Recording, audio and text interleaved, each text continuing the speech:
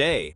But here is the thing nobody tells you. Not everyone in that pink and black world was celebrated equally. Some actors walked off that Rydell high set and into legendary careers. Others were written off, dismissed, or flat out despised by critics and audiences who couldn't separate. Here was a young actor who could sing, dance, act, and command a scene simultaneously and make it look like breathing. But here is where things get interesting.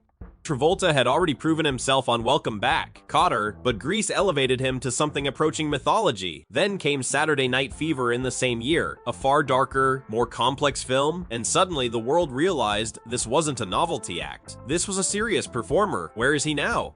After a career that included Pulp Fiction, Get Shorty, and Hairspray, Travolta has faced genuine personal tragedy, the loss of his son Jet in 2009, and the passing of his wife Kelly Preston in 2020. He has continued working steadily, including a role in the Gotti biopic and the American Crime Story franchise.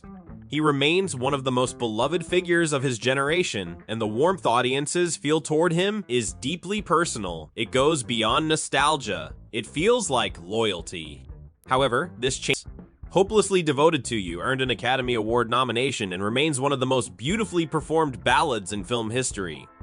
Critics were divided in 1978. Some felt Sandy was too thin a character. Others recognized that Newton-John was doing something subtle and sophisticated with very limited material. Audiences, however, were unconditional. They adored her completely.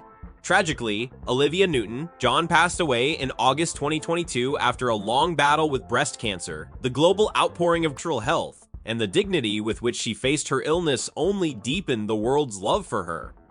Her legacy is not just Grease. It is courage, grace, and an unwillingness to let life be defined by suffering.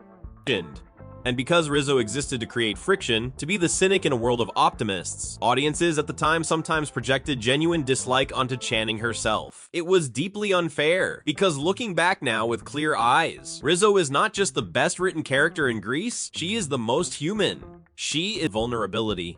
In under 3 minutes, Channing dismantles the entire concept of the bad girl and reveals something heartbreaking underneath. She was nominated for a Golden Globe for this role.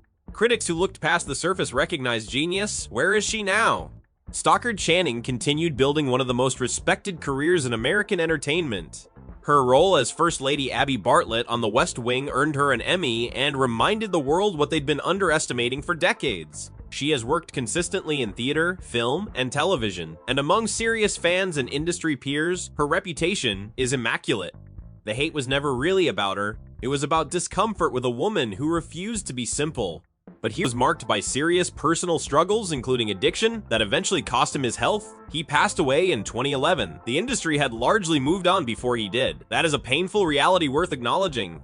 Didi Khan as Frenchie, cheerful, dreamy, endearingly lost, was consistently beloved by audiences. Even when it was never a perfect film, it has been criticized, sometimes rightfully, for its gender politics, for its ending, for the message some argue it sends about changing yourself for love. Those criticisms are legitimate and worth sitting with. But the performances inside that imperfect film, many of them were extraordinary, sometimes blind. And the truth, as always, lives somewhere in the tension between those two things.